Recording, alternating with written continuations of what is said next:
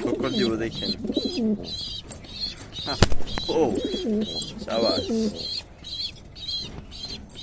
ও সাবাস, আমরা তো অনেক জেদি। এই যে নিচের পেয়ারে, এই যে একটা ডিম নষ্ট করছে। এই যে আরেক পেয়ার বসে রয়েছে।